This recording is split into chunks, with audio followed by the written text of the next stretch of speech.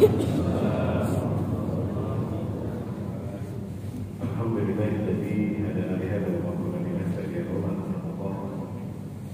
Laqad ja'at rasuluna bil haqqi wa ahtiqul jannatu wa rizquhu bima kuntum ta'malun. Asyhadu an la ilaha illallah wa la syarika lahu wa asyhadu anna Muhammadan abduhu wa rasuluhu la nabiyya ba'dahu.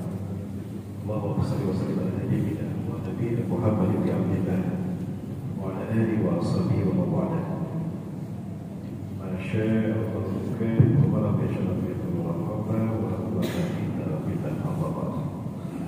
قال الله تعالى في كتابه الكريم بقوله يتم الكتاب أعوذ بالله السميع العليم من الشيطان الرجيم من همزه ونفخه ونفخه يا أيها الذين آمنوا اتقوا الله حق تقاته ولا تموتن إلا وأنتم مسلمون وقال تعالى الله وتزودوا فإن خير الزاد التقوى واتقون يا أولي الألباب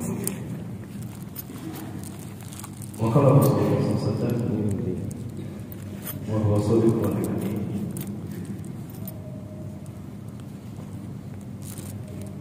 نحن معشر الأنبياء في هدى وعلم وشرائعنا المختلفة. وقال رسول الله صلى الله عليه وسلم في حديث القضاء مثلي ومثل الأنبياء كمثل بنيان كمثل الرجل بنى بنيانا وعجب له وعسله وجعل الناس يدورون حوله فقالوا ما أجمل هذا البنيان إلا تلك الأنبياء وأنا تلك الأنبياء وأنا خطبت الأنبياء والمرسلين. والحديث قال صلى الله عليه وسلم صدق رسول الكريم ونفعنا ذلك من الشهيدين. Puja-puji dan syukur kita aturkan kepada Allah SWT, Tuhan satu-satunya yang tidak sekutu bagi Allah, Tuhan yang telah menciptakan kita dari tidak ada menjadikan. Ya Allah, Tuhan satu-satunya yang berhak menatap peradaban manusia. Allah SWT telah menciptakan kita manusia dari tidak ada menjadi ada. Kemudian Allah bentukkan kita ke dalam bentuk yang sempurna fi asal takdir. Maka dia menjaga perubahan manusia agar tetap mulia sebagaimana fitrahnya fi asal takdir. Allah ciptakan satu sistem hidup saja, yang dengan satu sistem hidup ini manusia terjaga perubahannya sebagai makhluk yang terbaik. Sistem hidup inilah yang mampu menopang manusia agar tetap mulia sebagaimana fitrahnya. Dan sistem hidup ini adalah Islam. Maka fitrahnya manusia hidup di dunia ini adalah di dalam Islam. Seperti fitrahnya ikan hidup di dalam air, aman, damai, tentram, lestari. Begitulah fitrahnya manusia di dunia hidup di dalam Islam. Seperti ikan yang berada di dalam air, aman, damai, tentram, lestari. Jika tidak percaya, silakan tanyakan sama ikan. Saya sudah bertanya sama ikan, tapi ikannya akan menjawab karena memang tidak bisa bicara. Maka jika ada manusia yang hidup di luar Islam, disadari ataupun tidak, diakui ataupun tidak, itu dibandingkan yang berada di luar air, menggelepar-gelepar kehausan hingga mati mengenaskan. Begitulah manusia jika berada di luar air. Seperti jika berada di luar Islam, seperti ikan berada di luar air. Bagaimana nasib ikan jika berada di luar air? Gak jauh berbeda, seperti ikan goreng, ikan bakar, pepes ikan. Itulah nasibnya ikan jika berada di luar air. Begitu pula manusia. Karena Allah sudah menciptakan Islam ini fitrahnya manusia. Sebagaimana air fitrahnya ikan, habitatnya ikan. Maka apapun yang dicapai manusia di dunia ini, negara yang super modern, infrastruktur yang sangat canggih, lengkap dan megah, didukung dengan dana triliunan dolar. Namun bila tanpa iman dan Islam, hanyalah ibarat gunung es yang tinggi menjulang ke langit, hancur mencair oleh terik panas sinar matahari. Hanya mereka yang punya iman dan Islam yang tetap bisa bertahan di dunia ini, dapat berdasar gelombang firman Islam. Salawat dan salam semoga tercurah pada uswah dan kedua kita Rasulullah Muhammad SAW, Nabi dan Rasul yang diutus ke tengah-tengah kita menjadi penyempurna kesalahan para Nabi dan Rasul. hakikat kehadiran beliau hadir ke dunia ini dibandingkan dengan Nabi dan Rasul diibaratkan oleh beliau sendiri. Di dalam kitab Sahih Muslim, Sarah Syekh An-Nawawi Hafizahullah Rahimahullah, di dalam kitab Al-Fadhail bab Fadlul Nabi dan Muhammad sallallahu alaihi wasallam, di sana Rasulullah menegaskan kemuliaannya dan posisi beliau dibandingkan dengan Nabi dan Rasul yang lain. Beliau bersabda, "Masani wa masalih anbiya masalih rasulillah dan dia." Perumpamaan aku diutus ke muka bumi ini.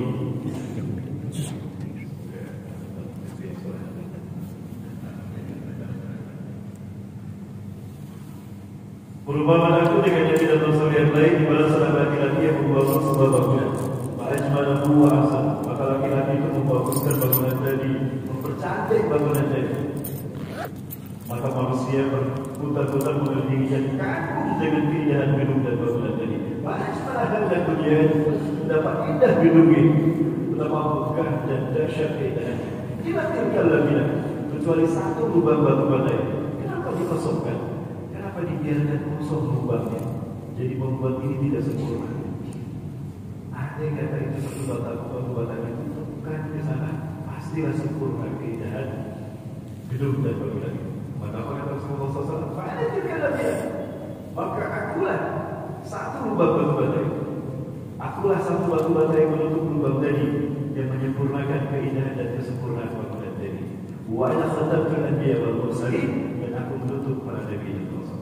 Dan ini menjadi satu dalil kuat dan hujah kita Ahlus Sunnah wal Jamaah bahwa tidak ada lagi nabi dan rasul setelah Rasulullah SAW. Maka hadis ini, dalil ini membatalkan hujah Ahmadiyah yang mengklaim Isa bin Muhammad sebagai nabi dan rasul. Yang seperti yang disebutkan Allah, Ketua Badan Kepala Masjid Agung Al-Bari, Agung apa ya? Masih ada yang saya hormati dan sebagainya Allah, Ketua Badan Kepala Masjid Agung Al-Bari Kota Abu Dhabi hadir beserta jajarannya. Saya selalu hadir. Yang saya hormati dan saya hormati Allah, asatidah para sesepuh pembina dari Badan Kepala Masjid Al-Bari. Yang saya hormati dan saya hormati Allah, para aparatur yang sama-sama hadir, kaum muslimin, kaum muslimat Allah. Bagaimana kabarnya, sehat Bapak Ibu? Mohon maaf apabila ada yang tidak saya sempat sebutkan. Saya Rahmat Wibni hadir dari Bandung, Jawa Barat bersama istri dalam rangka seperti dakwah pertama ke Provinsi Bengkulu dan juga ke Lubuk Linggau. Kalau ke Sumatera Selatan mungkin sudah beberapa kali, namun baru kali ini Allah takdirkan saya bisa hadir di Lubuk Linggau. Ternyata memang pulang saja tidak jauh beda dengan Palembang. Kemarin di Masjid Agung As-Salam kami menemukan ciri khas makanan dari Sumatera Selatan.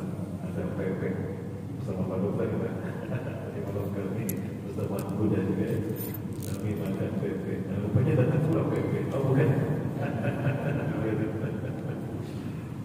Maka saya bersyukur kepada Allah SWT pada kesempatan kali ini Allah menakdirkan saya bisa hadir di Bengkulu dan juga di Gau. Ini menyempurnakan safari dakwah kami di Pulau Sumatera. Alhamdulillah Lampung sudah sampai ke 0 km kota Sabang. Di istilah kami bersama tim sampai sana. Ujung timur sampai ke Bandung, Bondowoso, Bali, Kalimantan, Makassar, Balikpapan, Banten.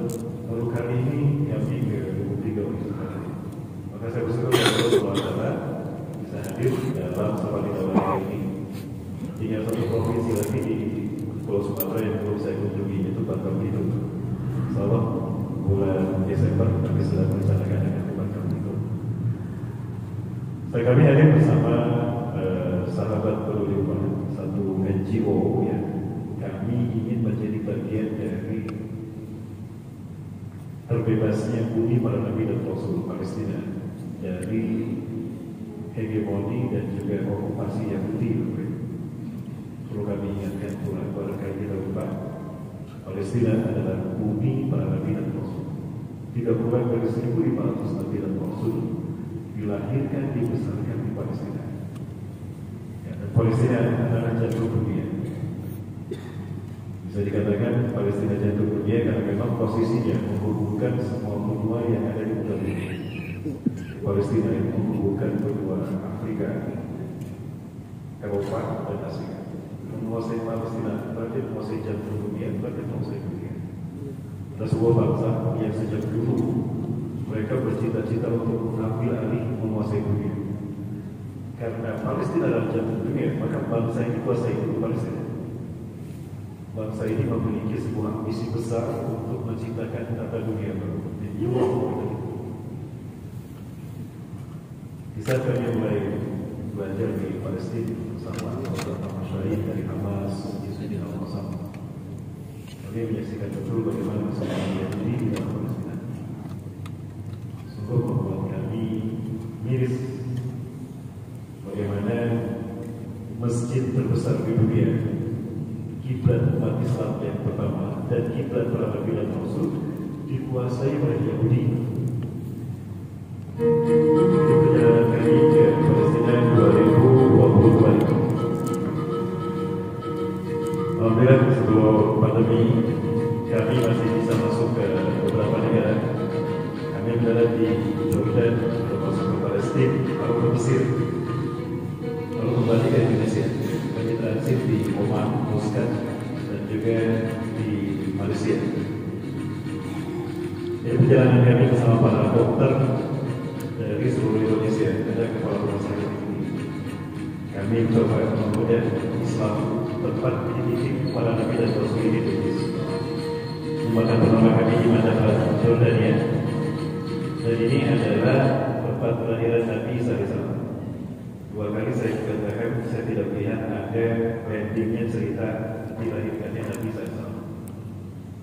Ternyata ketika kami ke Arisha, atau orang Yahudi menyebutnya Jericho, saya melihat inilah sesungguhnya tempat dilahirkannya Nabi SAW. Dan di situlah tertempatnya pohon kurma. Dan kurma terbaik di Syam adalah kurma majuk, kurma majuk besar-besar, dagingnya tebal dan rasanya enak. Ya, cukup mengenyangkan makan 3 butir saja. Luar biasa. Nah, mohon maaf ini kurmanya sudah habis oleh-olehnya. Baru bulan Juli kemarin dari Palestina. Insyaallah bulan November kita akan kembali ke Palestina. Dan saya doakan Bapak Ibu yang hadir di sini bisa menginjakkan kaki di kita yang pertama. Seperti apa keutamaannya nanti kita bahas di akhir ceramah kita. Maka jangan kemana-mana, tetap bersama saya setelah yang satu ini.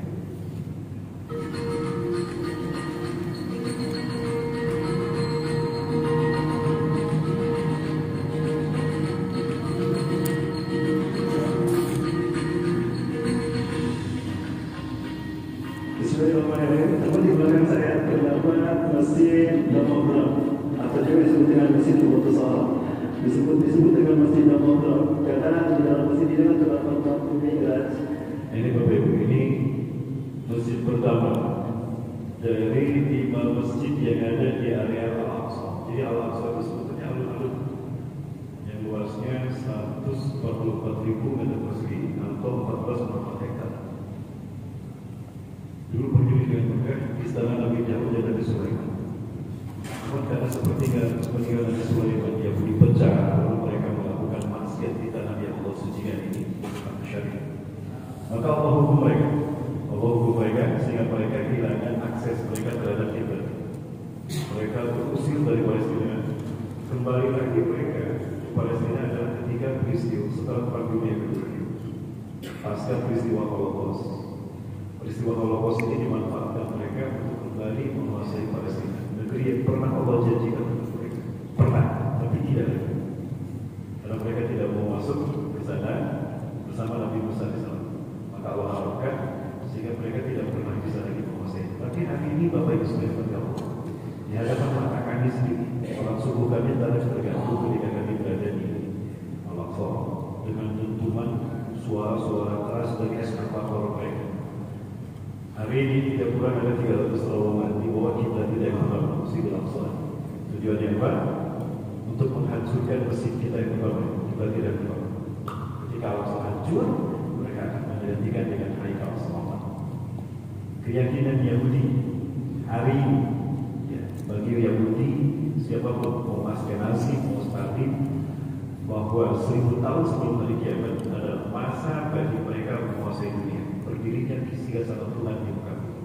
Nah, singgasana Tuhan belum ada. Maka mereka sekarang sedang berupaya untuk membuat sebuah lobi besar dunia agar mengakui bahwa Yerusalem milik Yahudi.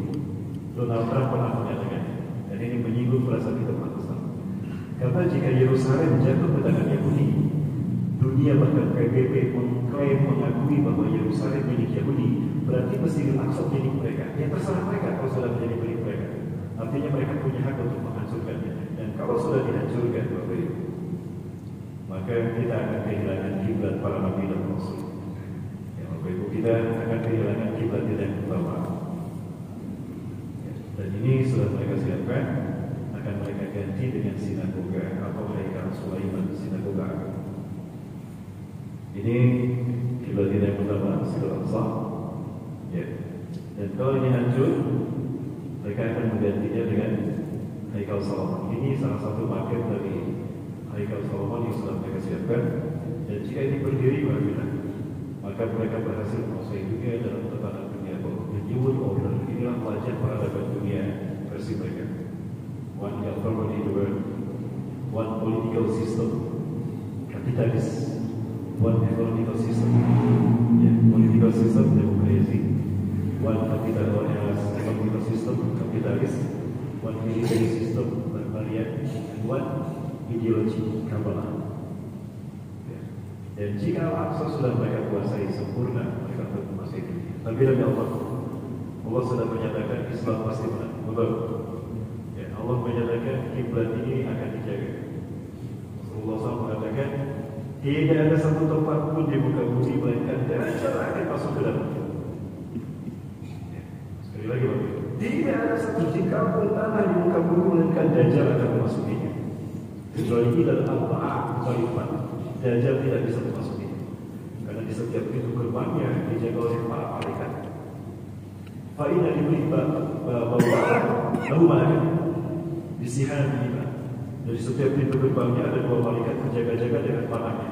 Dajjal datang, melangkah mau masuk di panahnya, mati Dajjal. Maka Dajjal tidak bisa memasuki 4 tempat.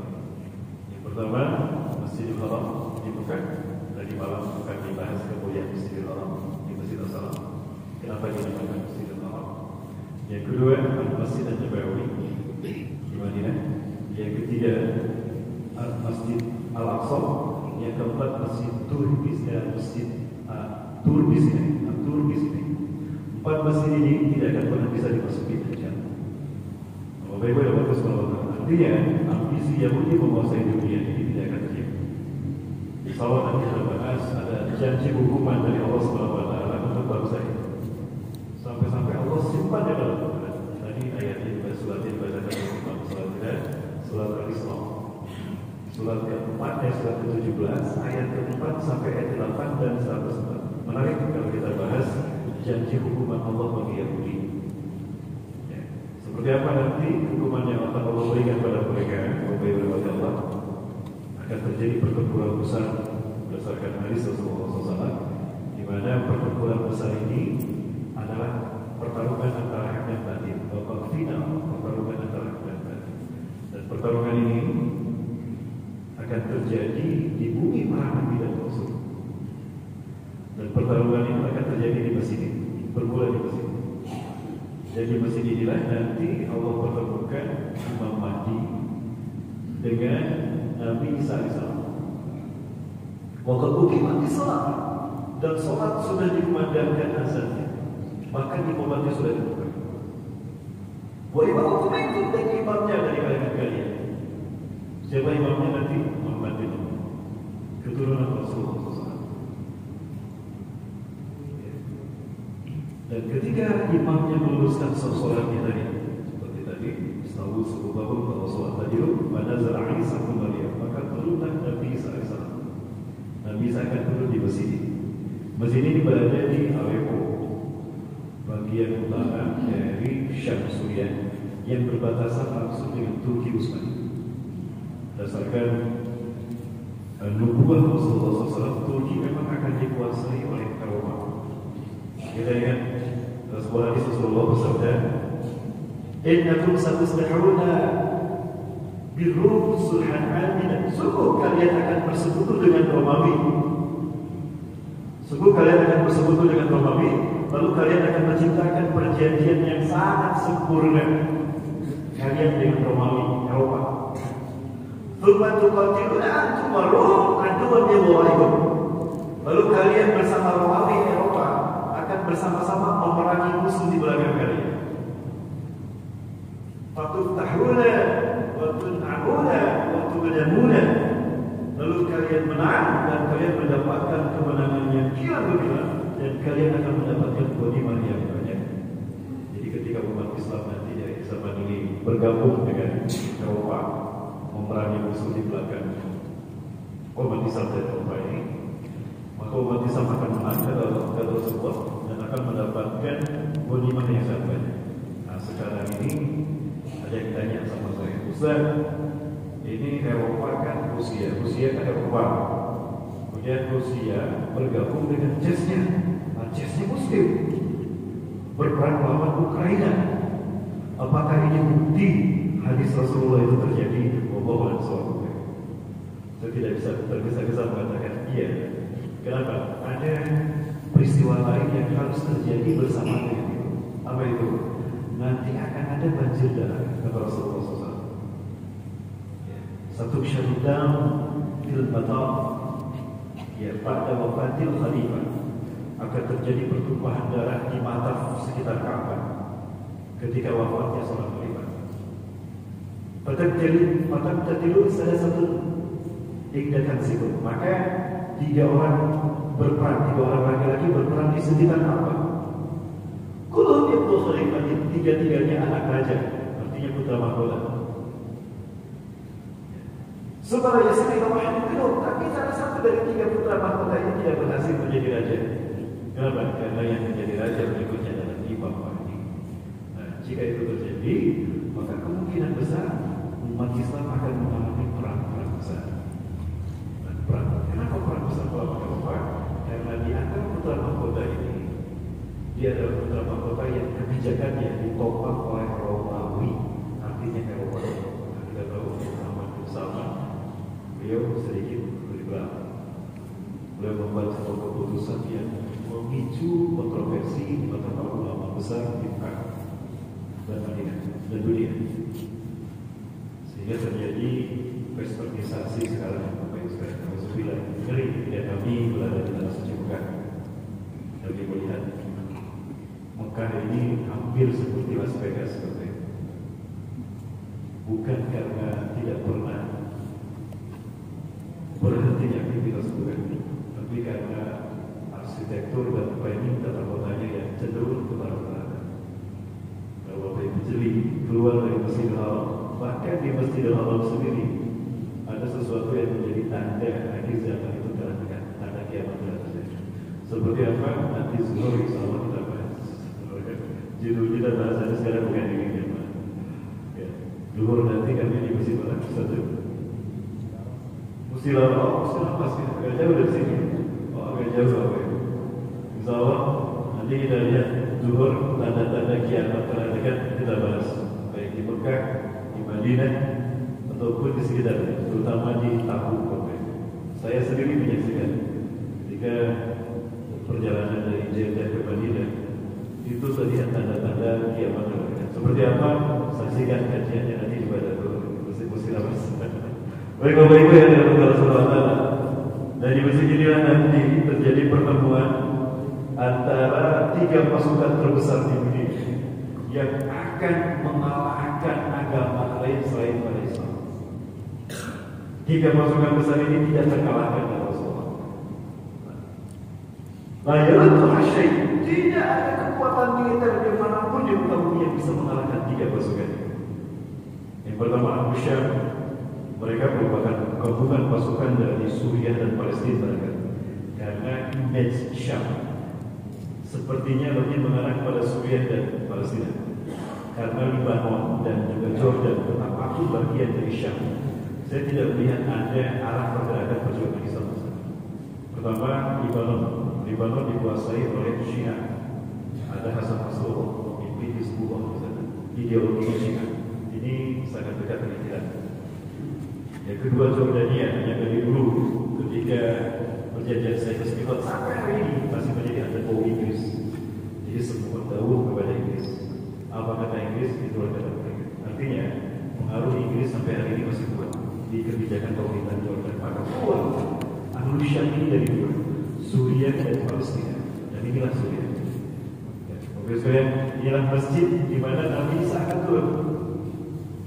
Ketika itu sholat subuh akan dimulai. Umat sudah kumandangkan, wahai umat mengikut imamnya di kalangan kalian membuat semua takut dan imam meluruskan sholat kalian. Padahal disebut-sebut bapak, maka tatkala imam kalian memerintahkan untuk meluruskan sholat, pada zala'in sabtu Maryam ada janahain manakai, indal menaratil baitin baylah sarkil masyur. Maka ketika imam kalian meluruskan sholat kalian, pada zala'in sabtu Maryam, maka turunlah Isa bin Maryam AS ada janahain manakai, memegang sayap dua malaikat. Turun memegang sayap dua malaikat. Indal menaratil baylah disabit menara putih. Syakir di Masrah di Damaskus Timur. Satu-satunya masjid di Damaskus Timur yang punya menara putih itu adalah masjid ini, Masjid Umawi. Nah, kenapa disebut Masjid Umawi? Karena masjid ini didirikan oleh Muawiyah bin Abi Sufyan, pelanjut dinasti Umayyah, pertama pendiri dinasti Umayyah. Kenapa Muawiyah sampai ke Suriah? Ketika Utsman bin Affan terbunuh, kehilafahan jatuh ke tangan Ali bin Abi Thalib. Karena demikian memang sudah Rasulullah SAW bersabda. Namun Muawiyah bin Abi Sufyan tidak berbaiat kepada Ali ketika kaum muslimin berbaiat kepada Ali bin Abi Thalib. Abu Muslim bertanya kepada Muawiyah, "Ya Muawiyah, inna an-nasa yubay'una 'aliyan khalifatan rabi'atan min khulafa'i rasyidin al-Mahdiyyin." Wahai Muawiyah, sesungguhnya manusia sedang berbaiat kepada Ali bin Abi Thalib sebagai khalifah keempat dari Khulafaur Rasyidin al-Mahdiyyin. Pada waktu bayatku, kenapa kau tidak berbaiat kepadanya? Apa kata Muawiyah? Aku kecewa. Aku kecewa kepada Ali bin Abi Thalib. Utsman bin Affan itu sepupu saya. Dia khalifah ketiga. Kenapa pembunuhnya dibiarkan berkeliaran begitu saja? Aku kecewa. Barangkali kalau digambarkan situasi politik saat itu, ketika Ali diangkat sebagai khalifah, persis seperti sekarang ini. Susah untuk diselesaikan. Maka saat itu Ali bin Abi Thalib fokus dulu untuk menyelesaikan dan menertibkan pemerintahan dan menyelesaikan kekacauan di pemerintahan Nabi SAW. Karena banyak terjadi pengkhianatan pada saat itu, Ali bin Abi Thalib. Pengkhianatan ini dilakukan dimotori oleh seorang Yahudi yang benci kepada Islam dari Yaman, yaitu Abdullah bin Sabar. Abdullah bin Sabar yang menciptakan akidah Syiah pertama di maka Muawiyah dan hijrah ke Suriah, beliau mendirikan masjid pertama di Suriah. Nah, inilah Masjid Umawi. Masjid inilah satu-satunya masjid yang memiliki menara putih di Damaskus Timur. Maka para ulama beristihad dan memutuskan ini menara yang di mana Nabi Isa disamakan turun. Ketika itu sholat sudah kumandangkan dan Imam Mahdi sudah paham Nabi Isa akan turun. Maka beliau memanjangkan masa menunggu untuk merapikan sholat. Maka turunlah Nabi SAW. Dan ini membenarkan hadis Rasulullah SAW. Ia Imam Muslim dari Surat Sa'id al-Khudri. Minna, kata Rasulullah, dari keturunanku, yusalli khalfahu Isa bin Maryam. Akan ada seorang laki-laki yang mana Isa bin Maryam akan sholat di belakangnya. Ketika Nabi SAW, Imam Mahdi ini mengatakan, Nabi Rasulullah, mari Nabi Allah imamikan di sana. Apakah Nabi SAW menjadi imam sholat saat itu? Beliau belum. Beliau mendorong Nabi sallallahu alaihi wasallam Imam Malik berkata, "Tafadhal, hadhihi uqimat." Tidak ada kelebihan. Salat ini dikumandangkan untukmu, obat ini untukmu, bukan untuk saya. Inna ba'dakum li ba'din dha'a. Sebagian kalian menjadi pemimpin bagi sebagian yang lain. Tukramatu baina hadhihi al-ummah. Kemuliaan yang Allah berikan pada kembali. Allahu Akbar. Di malam akan dibahas kemuliaan Rasulullah dibandingkan dengan Nabi dan Rasul yang lain. Jadi Rasulullah juga adalah Nabi dan Rasul bagi Nabi yang lain. Ada kewajiban jika Rasulullah lahir, Nabi dan Rasul yang hidup di zamannya wajib meninggalkan tugas kenabiannya, bergabung bersama beliau sebagai umat. Quran Surat Ali Imran ayat 81 dan 82. Allah ambil sumpah semua Nabi dan Rasul. Wa idza khadallahu mitsaqan nabiyina ma ataitukum min kitabin wa hikmah thumma ja'akum rasulun musaddiqan lima ma'akum la tu'minunna bihi. Perkara tauhid dan tauhid sakinah. La tu'minunna bihi wa la tansurunna. Wa la tansurunna. Kalian akan beriman kepadanya dan mengikuti sunnah dan menolaknya. Akhadtum ala dzalika isri. Apakah kalian menerima perjanjian ini? Qalu aqrarna. Para nabi mengatakan, kami terima ya Allah. Jika beliau datang, kami akan menjadi umat-Nya. Makanya Rasulullah bersabda yang sangat tegas menjelaskan posisinya dibandingkan dengan Nabi dan Rasul yang lain. Sampai Rasul mengatakan, "Wa kana Musa wa Isa hajain." Andai kata Musa ada di sana dan Isa bin Maryam ada di sana, lama usiawa Allah tidak akan melapangkan urusan hidup mereka hatta ijma'i, sampai mereka datang mengikuti menjadi umat Allah. Akhirnya alasan maka Nabi Isa alaihissalam tidak menjadi imam salat. Beliau menjadi makmum di belakang Imam Mahdi. Betapa mulianya Rasulullah SAW. Betapapun sunnahnya dipimpin oleh keturunannya, Nabi Isa pun tidak boleh menjadi imam. Karena kalau Nabi Isa menjadi imam salat saat itu, Bapak Ibu, maka ini akan menjadi fitnah. Bukan tidak ada Nabi setelah Rasulullah SAW dan Nabi apa? Itu apa itu? Nah, selesai sholat berjamaah subuh, mengapa kata Nabi Isa SAW ditanya, buka pintu masjid itu. Bukakan pintu masjid, kata Nabi Isa. Maka ketika pintu masjid ini dibukakan, Bapak Ibu yang mati Allah, tampak oleh Dajjal dengan 70.000 pasukannya. Rasulullah bersabda, "Saya cari itu Dajjal. Wa yattabi'unahu sab'una alaf al-yahud min wali Ismail ala jabhatil Farsh." Dajjal akan datang kepada kalian, dan dia akan diikuti oleh 70.000 pasukannya dari lembah Isfahan Iran menggunakan jubah Persia. Oh, pantas. Iran dengan Yahudi itu sebetulnya 11-12. Maka tidak salah kalau ideologi Iran sangat terkait dengan tokoh Yahudi Abdullah bin Sabah. Saya butuh 2 jam untuk membedah akidah Iran ini berbeda. Baik-baik yang berkata, ketika melihat Nabi Isa ada di dalam, merinding sudah jauh. Oh, malaikat maut sudah dekat. Mencari tubuhnya ya Rasul, basah kuyup tubuhnya. Celananya basah, kencing di celana mereka. Saking kagetnya saja, malaikat maut ada di dalam masjid itu. Nabi Isa alaihi salam. Oleh, ya suku dan benar-benar. Andai kata Isa bin Maryam cuma melototi Dajjalnya begini, mati sudah cukup dilototi dari sama Nabi Isa. Tapi Allah berkehendak Nabi Isa membunuh dengan tangannya.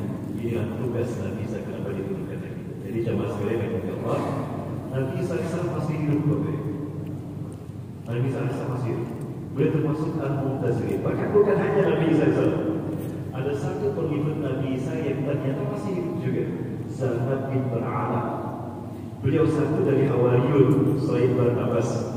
Ada yang bernama Barnabas yang kemudian menuliskan Injil Barnabas, ya, yang dituliskan oleh beliau untuk menjaga keutuhan Injil Nabi SAW, sebagaimana jawaban mereka ketika Nabi SAW mengatakan, "Aku akan diangkat Allah akan mengangkatku dari muka bumi. Maka siapa yang akan menolong aku untuk melanjutkan dakwah tauhid?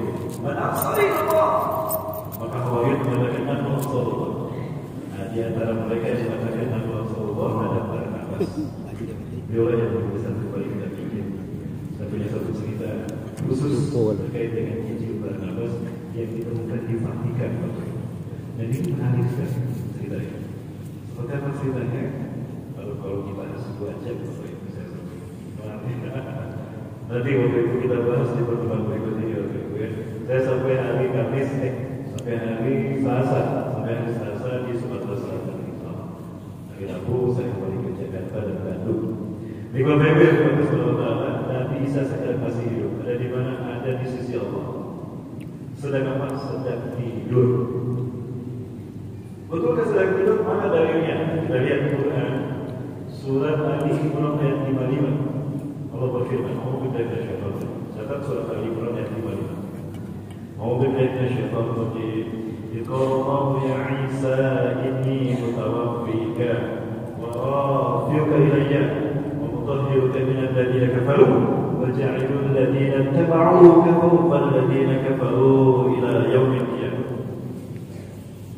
Thumma ilayya farji'uhum fahkum bainahum fima kuntum fihi takhtalifun." Ada 5 hal yang Allah lakukan untuk Nabi SAW. Sebelum Yudas Iskariot berkhianat memberitahukan di mana Nabi Isa bersembunyi, kemungkinan tadi dialihkan Jericho. Maka di Jericho ini ada satu tempat yang sakral, tidak boleh ada bangunan, karena mereka mengklaim orang-orang Yahudi dan Nasrani mengklaim di titik itulah Yesus diangkat. Terjadinya kenaikan Yesus Kristus terjadinya di situ. Maka berbalik kalau di hari ini tidak boleh ada bangunan. Bapak Ibu yang mau kesana boleh ikut saya. Tapi untuk bulan November nanti pendaftaran mungkin sudah habis, sudah closing karena 40 hari sebelum keberangkatan kita sudah mengajukan izin pendaftaran visa ke Israel. Beda dengan arrival, kalau ini tidak harus 40 hari sedikit. Tapi tahun depan insya Allah kami akan kembali dan kami biasa 3 kali, 2 kali atau sekali ke Palestina membawa bantuan dan melihat bagaimana perkembangan Masjid Al-Aqsa. Jamaah masih bersama saya? Jamaah, woi jamaah, mana suaranya?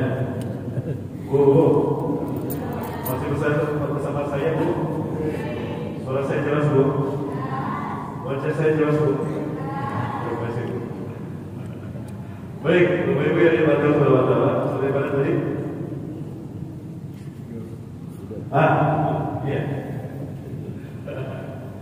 Ini mutawaffika. Dikatakan ketika Allah berfirman dari Isa bin Maryam, ini mutawaffika. Sesungguhnya aku akan mewafatkan engkau. Diwafatkan dulu Nabi Isa. Apa arti wafat? Selama ini kita menyangka menggunakan wafat itu artinya mati. Betul. Tapi bukan hanya mati. Wafat itu musytarokan, satu kata banyak arti. Di dalam bahasa Arab ada satu kata banyak arti, musytarokan ada banyak kata satu arti. Kalau lima. Nah, wafat itu adalah satu kata banyak arti. Wafat bisa berarti mati, bisa berarti tidur. Oh tidak, tidur ini sama saja kata Rasulullah SAW. Dan tahu Allah, tidur dan mati itu sama saja. Tadi kagak. Dan hadis surga tidak akan pernah tidur nanti di surga. Masya Allah. Bapak Ibu yang bagus SWT, sebagaimana dalam Quran surat Al-An'am ayat ke-60, Allah berfirman, "A'udzu billahi minasyaitonir rajim. Wa huwa alladzi yatawaffakum bil-lail wa ya'lamu ma jarahtum bin-nahar." Dan dialah Allah yang telah menidurkan kamu di waktu malam, dan Allah mengetahui apa yang kalian lakukan di waktu siang. Nah, tidur di dalam surat Al-An'am ayat 60 Allah gunakan kata wafat. Jadi wafat ini bisa berarti mati, bisa berarti tidur. Dalam Quran surat Ali Imran ayat 55, Allah menidurkan dulu Nabi Isa. Inni mutawaffika. Aku akan menidurkan kau Isa bin Maryam. Nah, ditidurkan Nabi Isa. Wa rafi'uka ilayya. Yang kedua, aku mengangkatmu ke sisiku. Oh, berarti Nabi Isa sekarang sedang ada di sisi Allah dalam keadaan tidur. Jadi sekarang Nabi Isa sedang tidur di sisi Allah.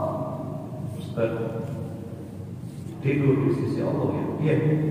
Itu Quran surat Al-Imran ayat 55. Oh, tidurnya ribuan tahun Ustaz. Sebentar, tidurnya di sisi Allah, bukan di lubuk hidung. Satu hari di sisi Allah, maka sama dengan di bumi kau beda. Karena miqdaru yaumi ka'alfa sanatin mimma ta'udun. Satu hari di sisi Allah 1000 tahun yang kalian hidup di muka bumi. Sekarang di bumi 2022, betul? Di sisi Allah baru 2 hari. Berarti Nabi Isa baru 2 hari tidur di sisi Allah. Berubah tidak Nabi Isa di sana? Tidak berubah. Sebentar lagi kita 2 hari Nabi Isa tidur. Maka wajar kalau Nabi Isa masih hidup. Maka ketika beliau turun, persis seperti beliau masih diangkat. Ketika diangkat beliau masih muda. Ya, seperti saya. Berapa Nabi usia Nabi Isa salam ketika diangkat? Antara 33 sampai 35 tahun. Dan beliau akan hidup lagi sampai usia 40 tahun. Kurang lebih demikian. Ya. Turunnya di mesin ini. Bikin di sini. Ya. Subhanallah. Dapat kita bayangkan. Andai kata peristiwa ini terjadi di zaman kita, yang kebayang kita bisa bertemu dengan Nabi yang sesungguhnya. Betapapun kita belum pernah bertemu dengan Nabi dan Rasul kita, tapi kita bisa bertemu dengan Nabi. Subhanallah, andai kata itu terjadi. Ya. Namun kemunculannya nanti akan ditandai dengan kemunculan Dajjal. Sebelum Dajjal muncul, akan ada dulu Imam Mahdi. Sebelum Imam Mahdi muncul, akan ada dulu pertumpahan darah ya, di sekitar Ka'bah ketika beribadah haji. Sebelum itu akan wafat dulu seorang raja penguasa Ka'bah Mekah dan Madinah. Berarti Raja Saudi Arabia. Raja terakhir sekarang siapa? Raja Salman. Kalau sudah sembuh sekarang, kemungkinan 3 putra mahkotanya akan berebut kekuasaan. Siapa mereka? Kalau bicara politik Arab Saudi, boleh Bapak Ibu? Bapak Ibu ini sedikit saja saya perlihatkan hadisnya. Saya kumpulkan di laptop ini tanda-tanda kemunculan Imam Mahdi, Dajjal dan hari kiamat. Merinding ketika saya menyaksikan dengan mata kepala saya sendiri di tanah Timur Tengah sana, Bapak Ibu. Tanda-tanda kiamat satu persatu muncul. Ini sebagai contoh saja Bapak Ibu ya. Sebagai contoh saya perlihatkan ketika kami mendarat di Jeddah, saya sampaikan kepada Turki tidak mau bawa kami ke Madinah dulu. Adalah perjalanan kami ke Madinah dari King Abdul Aziz Airport di Jeddah. Kami menyaksikan tanda-tanda kiamat terjadi. Ini contohnya saya simpan.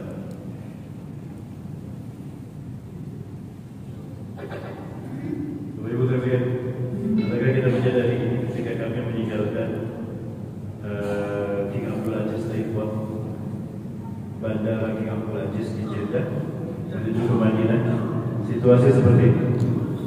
Kami ngobrol dengan supir.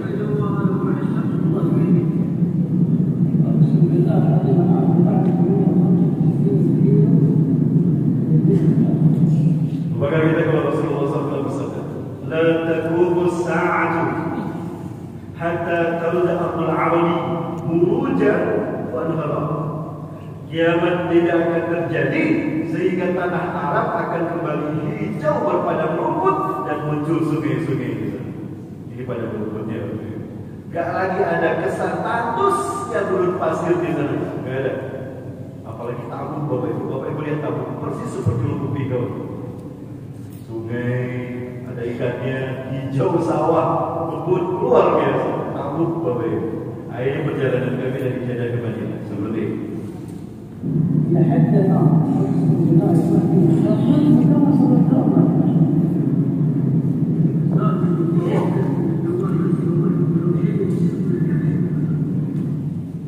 Berjalan kami ngobrol dengan supir dan istighfar astagfirullahaladzim. Dia saya mengatakan tanda-tandanya bukan hanya satu. Dan ketika di Masjidil Haram selesai sholat asar saya tidak keluar. Maksud saya tidak keluar dari Masjidil Haram, saya tidak kembali ke hotel saya. Hotel saya di Swiss Makam Hotel di Zamzam Tower. Saya lihat ke atas ini tanda yang perhatikan. Tahu al-gunam dua asai kufatan kuratan yaskuluna fi makanin murtafi wa yatatawwaluna fil bunyan hatta ala jabal. Itu kata Rasulullah. Jika ditanya malaikat Jibril tentang tanda hari kiamat, Rasul bersabda, "Engkau akan menyaksikan para pengembala kambing di tanah Mekah yang miskin, tanpa alas kaki, telanjang dada, akan tinggal di gedung-gedung bertingkat. Bahkan mereka akan berlomba-lomba mendirikan bangunan gedung saking tingginya, mengalahkan tingginya gunung. Lihat sekarang Zam-Zam Tower. Saya sedih menyaksikan ada bangunan yang lebih tinggi dari Ka'bah, dari rumah Allah. Atas tidak ada bangunan yang lebih tinggi mengalahkan tingginya rumah Allah. Andai kata ini masjid kita, di sampingnya ada hotel lebih tinggi dari masjid kita, tersinggung kita kan? Ini rumah Allah dikalahkan oleh hotel yang tinggi. Maka tidak salah kalau sepertinya gedung ini akan hancur. Dulu saya pernah membaca sebuah hadis, waqad azalatu sa'atul Ka'bah, dan sungguh bayang-bayang as-sa'ah akan menutup Ka'bah. Ketika pertama saya membaca hadis ini saya nggak ngerti apa maksud Rasulullah SAW bayang-bayang as-sa'ah menutup Ka'bah. Saya tidak tahu karena saat itu belum ada Zam-Zam Tower. Tapi ketika ada Zam-Zam Tower, saat itu saya baru paham.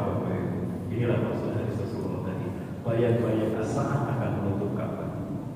Allahu Akbar.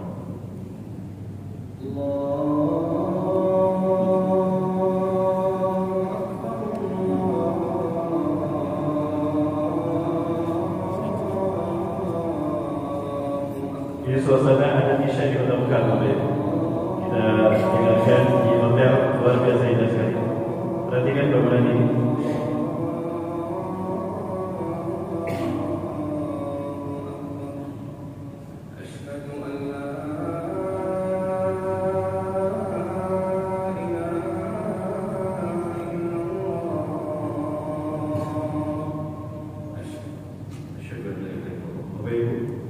Perhatikan ini. Ini apa Bapak Ibu? Ini apa namanya? Jam. Jam bahasa Arabnya as-sa'ah. Mirip di bed yang ada di kota London. Kalau Bapak Ibu ke kota London, di sana Ratu Elizabeth, di sana ada gedung besar mirip Buckingham Palace. Di sana tuh ada tiket, ada kayak Zam-Zam Tower, ada jamnya, itu tiket. Nah, kalau ini namanya as-sa'ah. Baru saya paham. Allah. Ini barangkali maksud hadis Rasulullah SAW. Dan tanda kiamat akan terjadi. Kau akan melihat bayang-bayang as-sa'ah menutup Ka'bah. Ini as-sa'ah Bapak Ibu. Silakan tanyakan pada Bapak.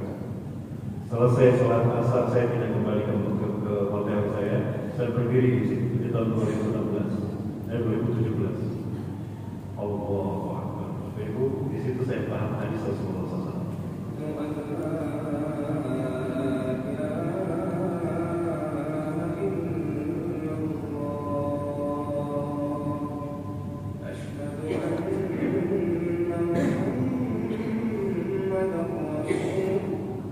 Selesai sholat asar, posisi saya di sini, Bapak Ibu. Posisi saya di sebelah sini. Saya duduk di sini sambil berpikir menghadap ke Ka'bah. Saya tetap ini gedung yang sangat tinggi dan saya perhatikan ini puncak dari bangunan Zam-Zam Tower. Seperti ini Bapak Ibu. Betul? Atau seperti ini? Allah.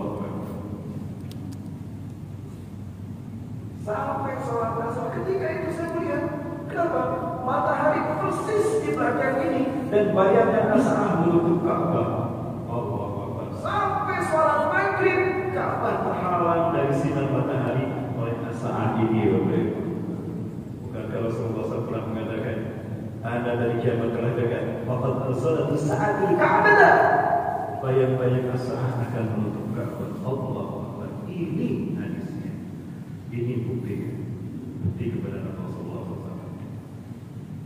Bapak-ibu Rasulullah, maka tidak salah kalau upaya pertama, tugas pertama yang akan dilakukan Imam Mahdi ketika beliau diangkat menjadi Imam Mahdi adalah membersihkan Mekah dan Jazirah Arab dari kemunafikan. Bukan perang melawan Amerika, Israel, Rusia, atau Yahudi atau Iran, tidak. Tapi perang melawan raja-raja Arab yang munafik. Innakum satazuna Jazirah Arab wa yaqtabuha Allah. Sungguh kalian akan memerangi Jazirah Arab, raja-raja di Jazirah Arab, dan Allah akan memenangkannya untuknya. Baik-baik Allah. Agak berat saya membahas ini. Kenapa? Karena nanti kalau saya bahas lebih lanjut, saya akan mulai masuk Mekah dan Madinah. Jamaah masih bersama saya? Nah, lanjut Bapak Ibu. Baik, subhanallah, semangat sekali Bapak Ibu kembali ke Suriah tadi, ke masjid. Masjid mana? Masjid Umawi. Tadinya saya mau bahas ini Bapak Ibu. Tadinya saya mau bahas ini, tapi kok tiba-tiba saya bisa ya. Bapak, ini nanti kita bahas di pertemuan lain. Bapak Ibu dan Bapak Ibu semuanya. Apa yang terjadi kemudian? Nah, Bapak Ibu, ini saya perkenalkan berdiri Saudi Arabia. Dulu sebelum muncul kerajaan Saudi Arabia, di Jazirah Arab ini terdiri kerajaan-kerajaan kecil. Kurang lebih ada 13 kerajaan kecil di sekitar Mekah, termasuk kota Mekah. Maka Abdul Aziz bin Abdul Rahman Al Saud yang lahir di Riyadh 15 Januari 1875, beliau meninggal di Taif 9 November 1993. Beliau lah yang mempersatukan 13 kerajaan kecil menjadi kerajaan besar di bawah referendum yang diberikan yang disepakati oleh Inggris, dan saat itu memang Saudi Arabia ada dalam pengaruh Inggris pasca perjanjian Sykes-Picot 1916 antara Inggris dan Prancis. Sykes-Picot nama dari Menlu Inggris dan Menlu Prancis. Saudi Arabia sejak saat itu ada dalam kendali Inggris. Nah, King Abdul Aziz mempersatukan 13 kerajaan ini menjadi Al-Mamlakah As-Saudiyah Al-Arabiyah atau Kerajaan Saudi Arabia, KSA, bukan USA, KSA. Tapi ada yang menarik Bapak Ibu tentang ini. Nanti insya Allah kita bahas pertemuan berikutnya. Dan ini adalah raja-raja yang pernah menguasai Saudi Arabia. Paling atas ini pendiri Kerajaan Saudi Arabia, King Abdul Aziz Al Saud. Ini putra-putranya yang pernah menjadi raja, dan ini adalah raja yang sekarang, Raja Salman. Sebetulnya Raja Salman punya yang menjadi putra mahkota. Ya, tadi kan. Nah, ini Salman bin Abdul Aziz berada di akhir dari 7 orang yang pernah menjadi raja sejak ayahnya. Yang pertama King Abdul Aziz, ya, ada Saud bin Abdul Aziz, ada Raja Faisal. Ini dia meninggal ketika perjanjian APEC. Ponakannya yang lulusan Amerika itu menembak beliau sendiri, beliau roboh, ditangkap oleh Bapak Profesor Ginanjar Kartasasmita. Waktu itu beliau Menteri Pertambangan dan Energi. Dalam susulan jasnya Bapak Profesor Ginanjar Kartasasmita. Sudah jam pulang, sudah pulang Profesor. Gimana? Lanjut. Masya Allah, semangat sekali. Nah, ini hadis yang menceritakan akan terjadi perang 3 putra mahkota di sekitar Ka'bah, sehingga nanti akan ada pertetesan darah di sekitar Mekah di tempat di Batu Allah. Dan ini Raja Salman. Sebetulnya beliau punya adik Mukmin bin Abdul Aziz, namun beliau 2016 kalau tidak salah, helikopter yang ditumpanginya meledak dan jatuh, ada sabotase, sehingga Mukmin bin Abdul Aziz meninggal. Sehingga putra mahkota jatuh ke tangan Muhammad bin Salman MBS yang sekarang menjalankan kepemimpinan Saudi Arabia, pemerintahan Saudi Arabia. Sebetulnya ada seseorang yang lebih piawai dalam menjadi urus kenegaraan, urusan politik pemerintahan. Itu Muhammad bin Nayef yang ada di tengah. Nah, ini Muhammad bin Nayef. Ini Muhammad bin Nayef. Namun Muhammad bin Nayef sejak 2018 itu menjadi tahanan kota. Saya tidak pernah melihat batang hidup beliau di pemerintahan Saudi Arabia. Ya, ada beberapa kota yang disekap tidak keluar, tidak terlihat, termasuk Muhammad bin Nayef. Artinya bagus sekali di Bagaba akan ada perseteruan. 1, 2. Ini yang ketiga, Al-Walid bin Talib. Apakah 3 orang ini yang akan berseteru nanti ketika Raja Salman meninggal, dia memperebutkan kekuasaan? Wallahu a'lam bishawab. Yang jelas, yang sekarang menjadi putra mahkota begitu dekat dengan Amerika. Bapak Ibu, ada satu hadis yang terkait dengan Amerika di Saudi Arabia. Seperti apa hadisnya? Saya tidak bahas di sini ya Bapak Ibu. Nanti di kajian berikutnya. Baik Bapak Ibu yang dibantu Allah, kembali kepada Nabi SAW. Maka umat Islam saat itu dipimpin Nabi Isa menyaksikan Dajjal datang. Begitu melihat Nabi Isa ada di dalam, kaget Dajjal, merinding, basah celananya. Ya. Maka dia belum berlari, ya, berlari, ya, lari dari mesin ini dikejar sama Nabi SAW. Dan Rasulullah SAW mengatakan, sungguh harumnya napas Nabi Isa akan tercium sejauh mata memandang. Dan jika orang kafir menciumnya, maka dia akan mati seketika. Jadi kalau orang kafir mencium harum tubuhnya Nabi Isa SAW dan napasnya, itu mati seketika.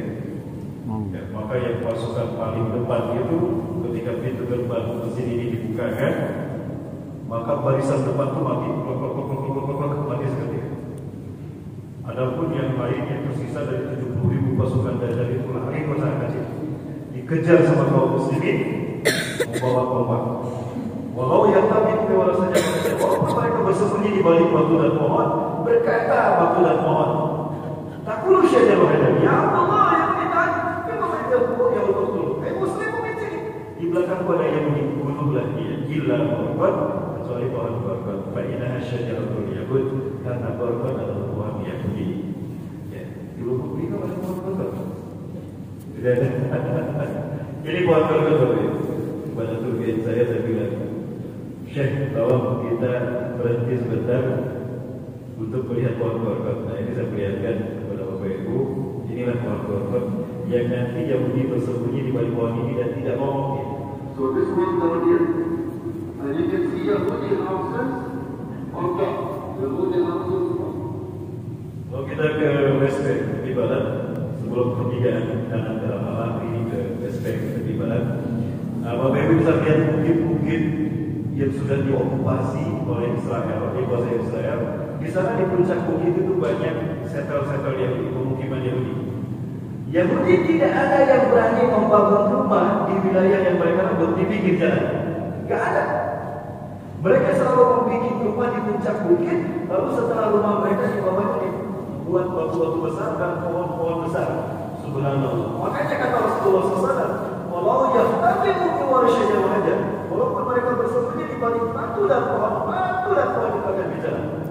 Mereka yakin dengan hadis Rasulullah SAW, paham dengan hadis Rasulullah SAW, lebih yakin dan lebih paham dari yang kita umat Islam.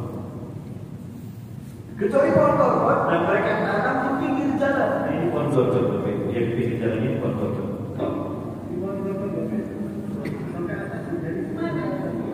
Nah, ini pohon korban.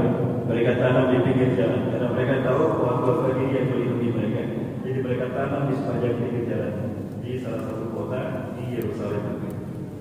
Dia sambil tangan kita sampai ke atas pohon. Dan yang paling bawah ini dibikin seperti ini supaya Palestina tidak bisa menembus sana. Asli. Terkadang di atas pohon korban itu dan juga di atas mereka bikin kawat-kawat yang ada terhubung dengan listrik. Yang pemuda-pemuda Palestina yang menerobos mati tersangkut kawat tadi dan juga tersengat listrik. Itu sudah ada beberapa pemuda Palestina yang meninggal dunia. Bapak Ibu yang berkata saking yakinnya mereka seperti itu. Nah, namun Bapak Ibu yang berkata sementara, sekali lagi saya berikan kepada Bapak Ibu, inilah nasib Palestina hari ini. Di depan mata saya sendiri Bapak Ibu terjadi peristiwa yang menyedihkan. Inilah Palestina hari ini Bapak Ibu.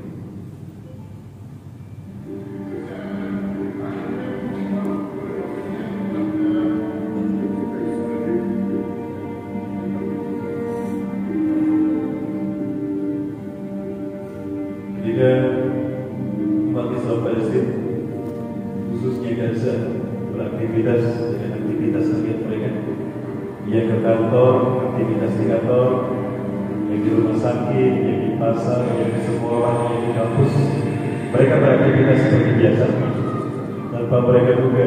Zionis Yahudi mempersiapkan genosid, pembantaian kepada mereka. Pelanggaran hak asasi manusia terbesar di dunia yang PBB buka muslim di masa. kenapa PBB bukan? Karena korbannya adalah umat Islam. Seperti biasa, kalau umat Islam yang menjadi korban mereka bukan. Saat itulah saya sadar bahwa PBB adalah instrumen politik Yahudi untuk mengambil alih dunia sebagai satu badan, sebagai pelaksana sistem balancing untuk menjaga dua kekuatan kubu di dunia, blok barat kapitalis dengan kuat power negara-negara sosialis di blok timur. Itu fungsi PBB.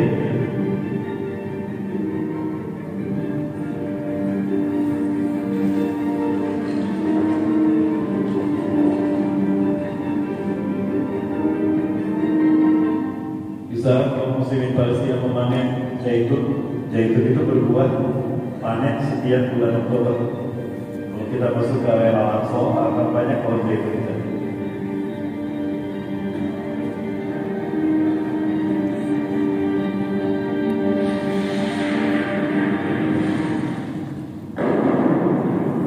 Ini adalah pembantaian yang diberi kepada umat Islam Palestina, terutama di Gaza.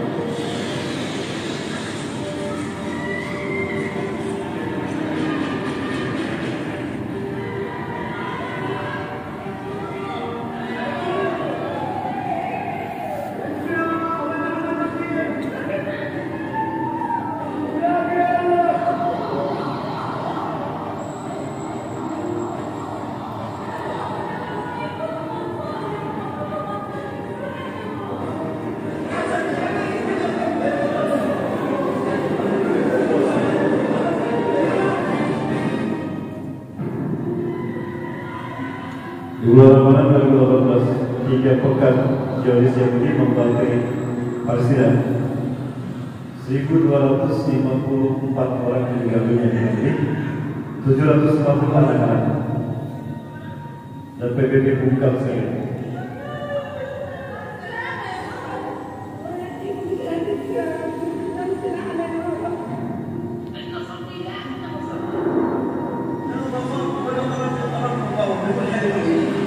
Polisi seperti ini membenarkan Nabi sallallahu alaihi wasallam. Yushiku an tada'anikumul ummah kama tada'akana fi masadiha. Aku khawatirkan kalian akan dimangsa oleh bangsa-bangsa di dunia seperti hidangan yang ada di atas meja. Hari ini kata Rasulullah, kita seperti hidangan di atas meja, disantap oleh orang-orang yang membangsa kita. Amin kira-kira dulu ya Rasulullah. Apakah pada saat itu kami minoritas, ya kami dibantai, disiksa oleh musuh-musuh kami? Tidak. Walau yang lebih kasih, jumlah kalian banyak di muka bumi. Walau kita kumpul dalam proses, kalian banyak di muka bumi, tapi kalian seperti buih di tengah laut. Tinggi, menakutkan, tapi ketika sampai di pantai hilang katanya. Oh kalimat bisyakirma, atau seperti pasir yang dibantai. Jumlahnya banyak, dipegang, dia lemas-lemas hancur berkeping-keping. Itulah umat Islam tadi. Bapak Ibu, sesuatu yang tidak masuk di akal saya.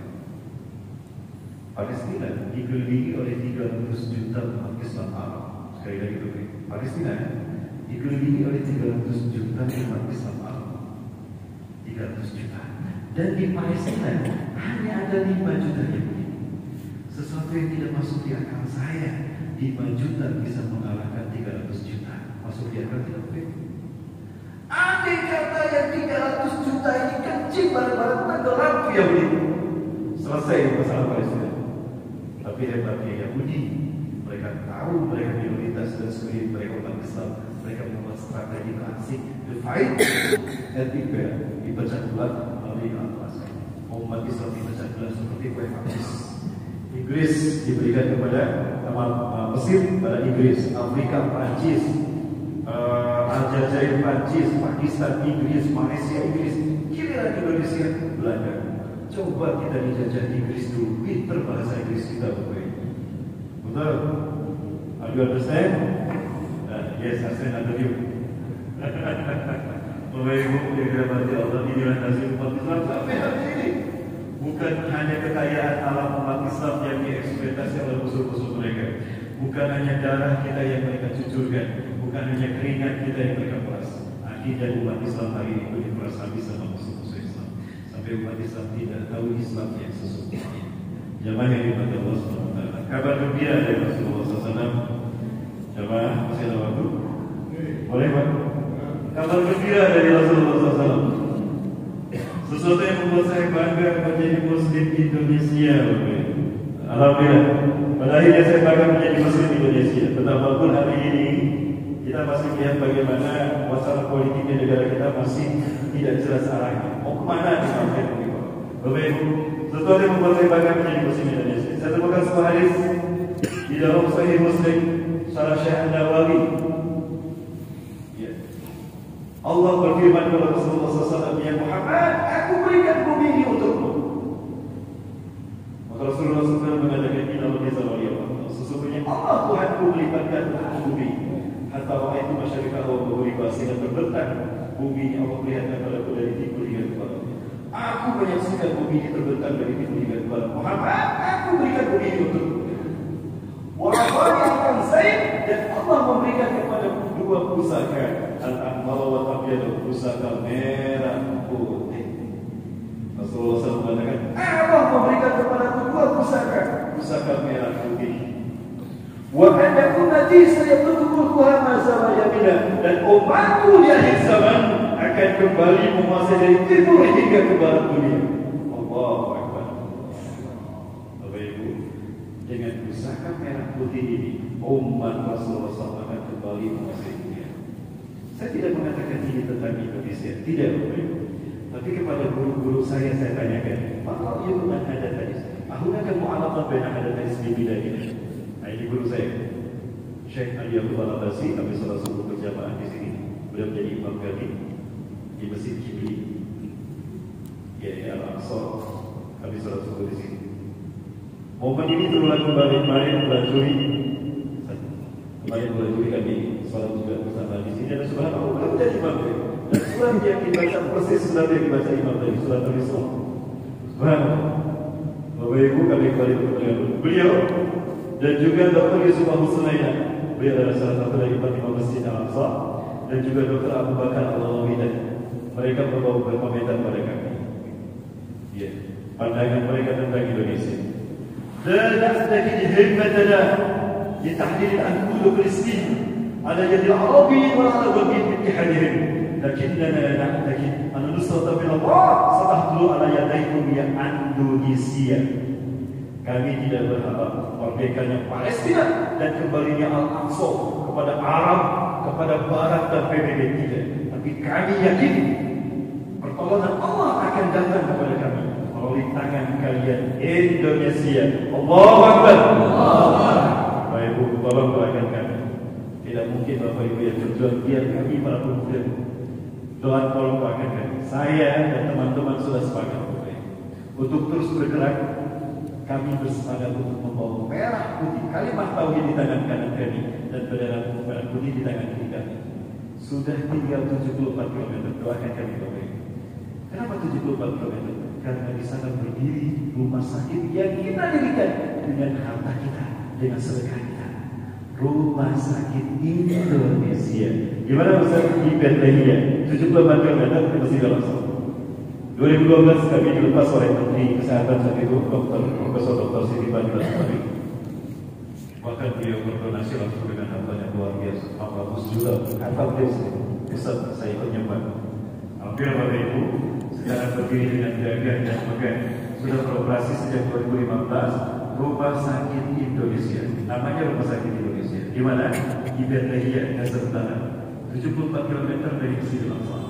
Ini adalah kebanggaan kita. Satu-satunya negara di muka bumi di dunia yang punya rumah sakit dan berani membangun rumah sakit di Gaza adalah Indonesia. Ini rumah sakit. Wilayah utara kota Gaza hanya beberapa kilometer jaraknya dari perbatasan dengan Israel. Bendera Indonesia berdampingan dengan bendera Palestina di pintu masuk rumah sakit Indonesia di Gaza. Di bulan Ramadan ini, rumah sakit yang dibangun dengan sumbangan warga Indonesia dan telah beroperasi sejak tahun 2015 terus melayani pasien. مستشفى التدريس يعتبر المستشفى الحكومي الأكبر الذي يقدم خدمات صحية في محافظة الشمال التي قدر عددها بحوالي 400,000 نسمة. هذا المستشفى يقدم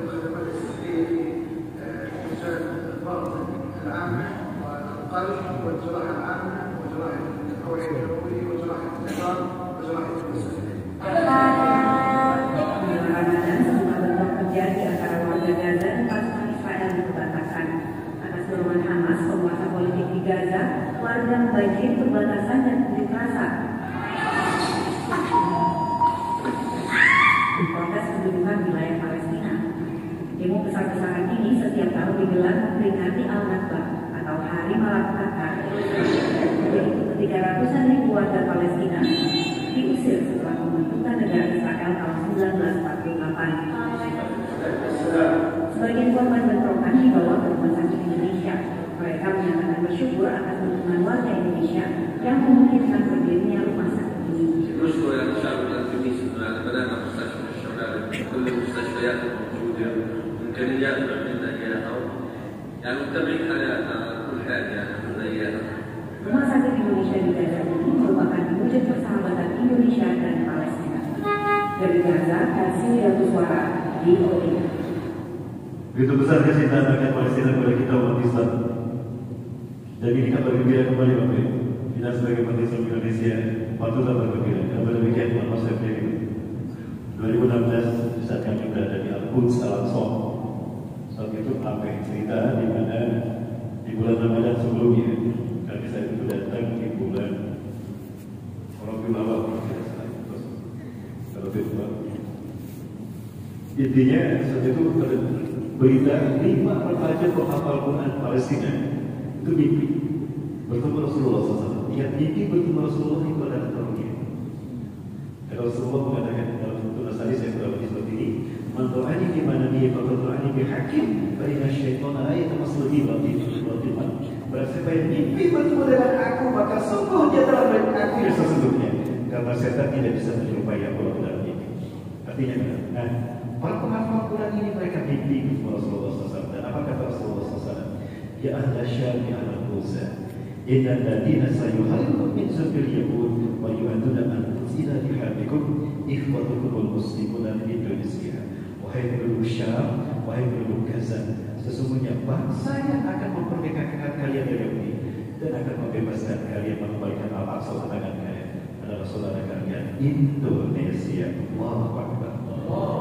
Bapak Ibu, maka tolong banyak kami tidak akan pernah berhenti melakukan bantuan ini dan menyampaikan informasi kepada kita. Maka saya berangkat langsung bersama bersama istri saya dan istri saya meliput dan saya yang memimpin jawab. Inilah negeri yang berjanjikan untuk kita. Maka Bapak Ibu, tugas kita untuk membebaskan Palestina.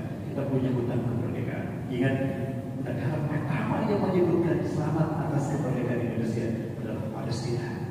Dan 2 orang Palestina, Syekh Muhammad Ali Tahir dan juga Syekh Muhammad Amin Al-Husaini, Imam Masjidil Aqsa, keturunan Rasulullah SAW dan orang terkaya Palestina. Mereka berjasa atas kemerdekaan NKRI. 1 tahun sebelum Indonesia merdeka, Palestina sudah memberikan dukungan, bahkan dana digelontorkan untuk membantu kemerdekaan kita. Syekh Muhammad Ali Tahir bahkan seperti Abu Bakar As-Siddiq, beliau habiskan uangnya di bank, kosong uang di bank, dia panggil undang Dr. Muhammad Nasir, Kiai Haji Agus Salim, bahkan Dr. Muhammad Hatta. Ini harta kami Palestina. Oh, ambil sedekah kami untuk membiayai kemerdekaan Indonesia. Sekarang Palestina masih dijajah. Mau kita membantu kemerdekaan mereka? Jamaah, siap bantu kemerdekaan mereka? Kita punya hutang kemerdekaan pada mereka. Insya Allah kita buktikan bahwa merah putih yang Rasul sebutkan adalah kita Indonesia. Allahu Akbar. Apa yang harus kita lakukan?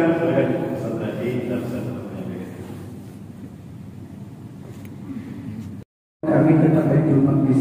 Rasulullah menjawab, Ardul Mansa, bumi atau tempat kita berpisah. Maksudnya hari ini seluruh umat Islam, seluruh umat Muslim berada di segala penjuru dunia.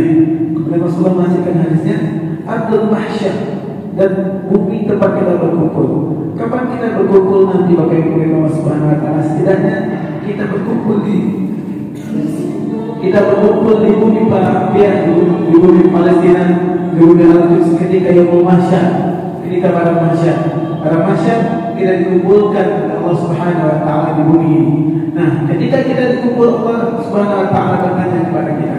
Akhirnya Allah bertanya kepada kita, apa kontribusi kita terhadap saudara-saudara kita yang hari ini masih mempertahankan kita perasaan kita bukan Islam kepada Allah Subhanahu Wa Taala. Nah, itu Bapak Ibu Allah Subhanahu Wa Taala, kami sudah hampir lebih kurang 3 tahun ini bersama Ustaz Ahmad Baikuni selalu mengajar, selalu mengimbau kepada para jamaah setiap masjid yang kami singgahi untuk bersama di dakwah, memberi kontribusi infak-infak terbaik kita, membantu perjuangan para saudara-saudara kita yang ada di Palestina, membantu perjuangan para penghafal Al-Quran bagi Allah Subhanahu Wa Taala. Dan itu kami mohon izin Bapak Ibu akan ada sahabat-sahabat kami yang akan mengiringi Bapak Ibu semuanya untuk memfasilitasi infak-infak terbaik kita. Mudah-mudahan di pagi hari ini kita akan memberikan kontribusi kita dan ketua hati kita untuk bantu perjuangan saudara yang ada di Palestina. Silakan Ustaz.